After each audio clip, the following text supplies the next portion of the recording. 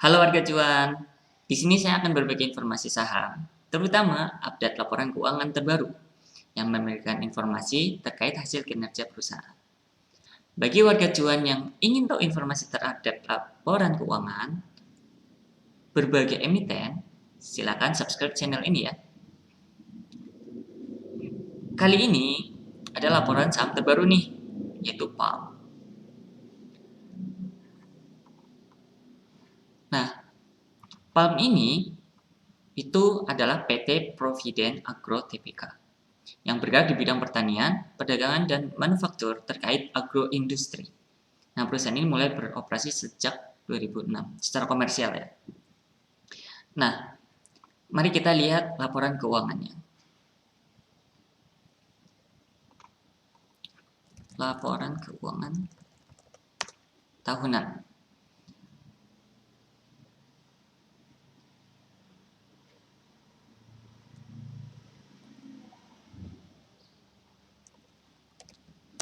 Laporan keuangan tahunan.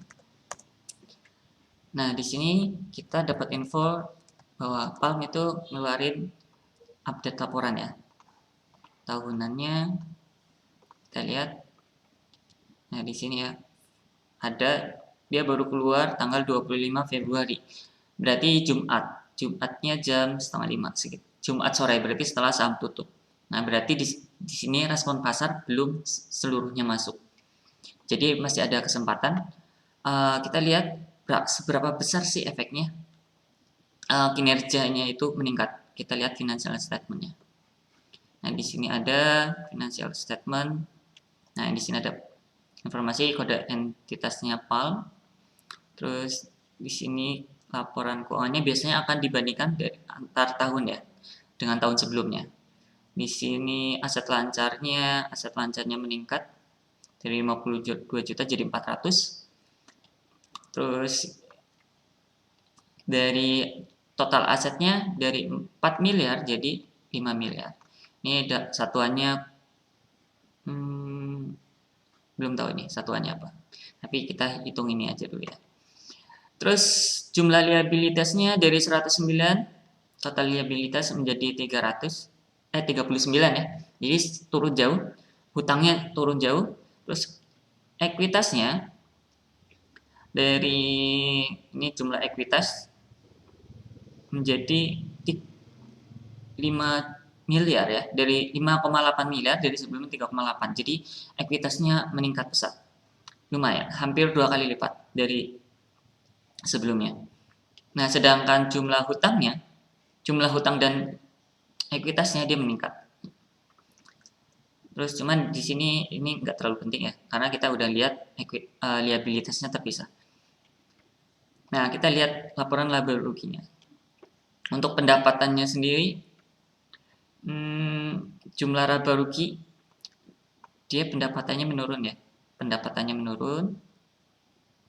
Laba dari jumlah laba rugi komprehensifnya 1,7 yang sebelumnya 2 miliar.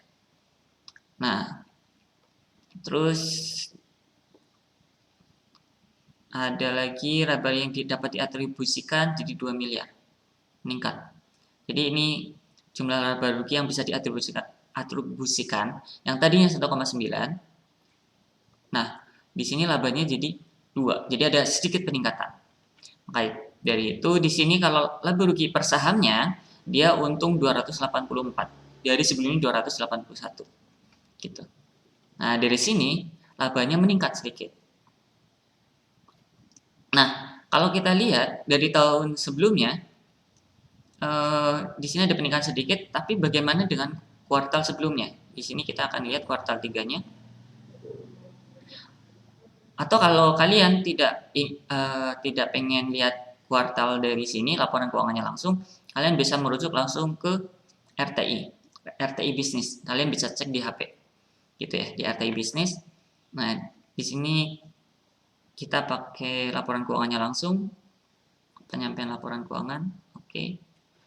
Bukan yang ini ya, yang financial statement, oke, salah. Nah, kita langsung cari laporan keuangannya. Nah, ini di sini. Dari laporan keuangan kuartal 3, sampai kuartal 3 sendiri itu dia untungnya baru 29 yang tadinya 124. Berarti di sini terjadi, kalau untuk kuartal 3-nya sendiri dia terjadi penurunan eh, ini ya pendapatannya. Jadi labanya itu turun signifikan. Yang tadinya 124 jadi 29 atau 30. Jadi sekitar seperempatnya. Pendapatannya tinggal seperempatnya. Nah, dari sini kita bisa melihat bahwa yang tadinya dia cuma seperempatnya labanya sekarang bisa menyaingi. Berarti dari sini pendapatan 3 bulan terakhir itu sangat-sangat jauh berbeda. Jadi peningkatannya sangat besar. Nah, dari sini mungkin ada efek dari kenaikan barangnya, kenaikan harga barang ya, produknya, atau dan lain-lain. Tapi di sini kinerjanya dari laporan keuangannya jauh lebih baik, gitu ya. Makanya dari sini ada potensial. Nah, tinggal kita lihat apakah harganya termasuk mahal atau murah. Nah, sebagai dasar bahwa per harga normal itu pernya itu sekitar 15 dan PBV-nya 2. Biasanya saya batasin di situ berdasarkan referensi-referensi yang menurut saya terpercaya. Semakin kecil semakin bagus. Jadi hasil kali 2 ini semakin kecil semakin bagus. Biasanya saya nyari PBV yang rendah dan PER-nya juga rendah. Jadi yang terutama PBV. Jadi yang PBV-nya rendah biasanya saya akan terus pantau karena setiap laporan keuangan itu akan mempengaruhi PER-nya, gitu ya. Jadi di situ saling berkaitan. Nah, di sini kalau warga-warga warga cuan sekalian bisa melihat di RTI bahwa harga sekarang itu harga Palm IDX itu sekarang di harga 700 gitu ya. Dan di harga 700 dengan laba 280-an berarti PER-nya sekitar 2,5. Nah, 2,5 itu sangat kecil, termasuk kecil PER-nya. Dari sebelumnya sekitar 18-an sekarang turun jadi 2,5. Jadi ada penurunan yang sangat signifikan karena ada kenaikan laba gitu ya.